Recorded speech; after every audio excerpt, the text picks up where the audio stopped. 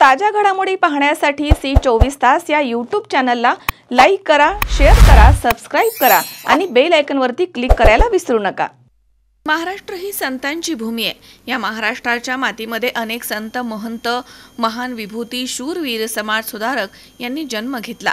13व्या शतकामध्ये संत ज्ञानेश्वर माऊली आणि त्यांच्या भावंडांनी आपल्या महाराष्ट्राच्या मातीमध्ये जन्माला येऊन अवघ विश्वाचं लक्ष वेधून घेईल असे संत ज्ञानेश्वर माऊलींनी ज्ञानेश्वरी आणि अमृत अनुभव यासारख्या महान आणि पवित्र ग्रंथांची निर्मिती नेवासा येथील पैस खांबाला टेकून सांगितल्यानं अहिल्यानगर वासियांचे आणि नेवासेकरांचे अहोभाग्यच आहे असं प्रतिपादन लेखक, प्रेरणादायी वक्ता दत्तात्रय वारकड यांनी केलंय।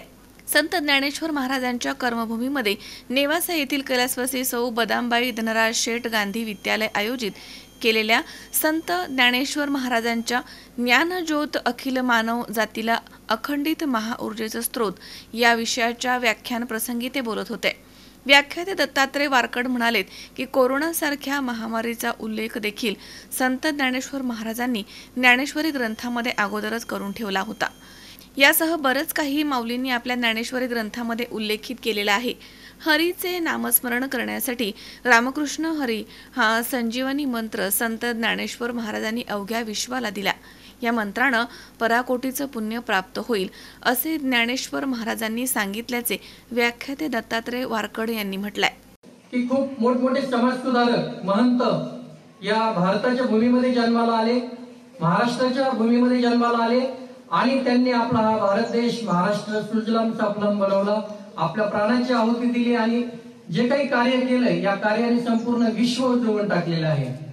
तर यामध्ये विशेष करून सांगायचं म्हणजे संत ज्ञानेश्वर माऊलींनी या जगावर अनंत उपकार करून ठेवलेले आहेत। 13व्या शतकातला हा सर्व कालखंड की ज्या 13व्या शतकामध्ये संत ज्ञानेश्वर माऊलींनी महान कार्य करून ठेवलेलं आहे। तर संत ज्ञानेश्वर माऊली यांना समाज माऊली मानायचा। माऊली याचा अर्थ काय? आई, बरोबर? माऊली म्हणजे आई, आ म्हणजे आत्मा, ई म्हणजे ईश्वर, म्हणजे आत्मा आणि ईश्वर एकत्रितरित्या जिथे एकत्रीकरण आहे अशी आई। हे मानव धर्माची साथ घालणारे व समाजामध्ये जरी अनेक जाती, धर्म, पंथ, रूढी असल्या तरी मानव धर्म हा सर्वात श्रेष्ठ धर्म आहे।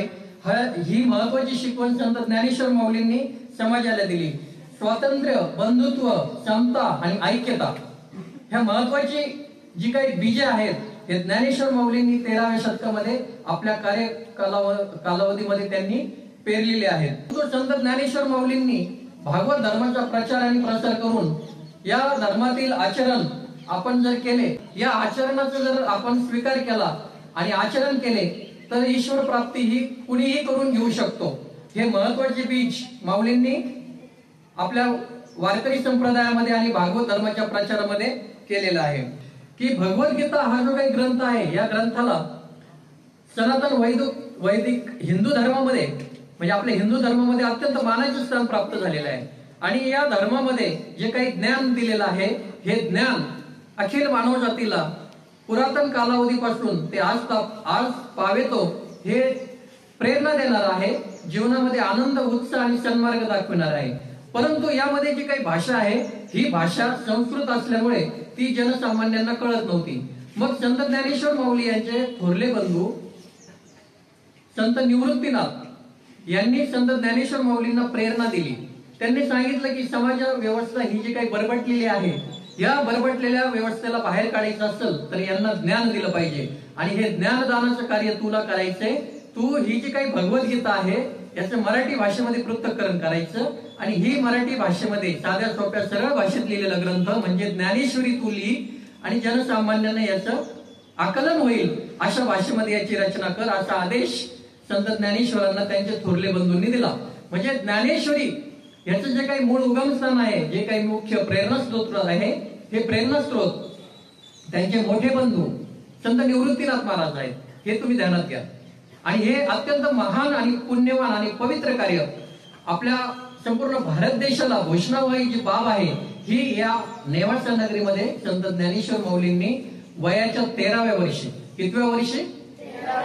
13व्या वर्षी संत ज्ञानेश्वर माऊलींनी हे महान कार्य चालू केले। आणि संत ज्ञानेश्वर माऊलींनी अमृतानुभव जे मराठी भाषेची महती सांगणार अमृतानुभव आणि ज्ञानेश्वरी या दोन महान ग्रंथाची रचना आपल्या नेवासा नगरीमध्ये केलेली आहे. आपण सर्व भाग्यवान आहोत की आज आपण या नेवासा नगरीमध्ये निवास करत आहोत. माऊलींच्या चरणी आपण ज्या चरणांनी हे पवित्र झालेली नेवासा नगरी येथे आपण ज्ञान घेत आहोत. हे आपल्यासाठी अत्यंत सौभाग्याचा क्षण आहे.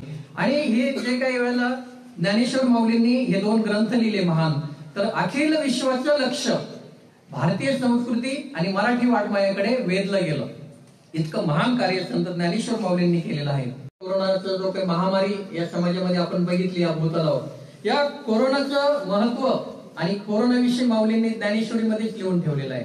म्हणून संत ज्ञानेश्वर माऊली हे एक महान वैज्ञानिकही होते आणि संत ज्ञानेश्वर माऊली आजही आपल्यामध्ये आहेत.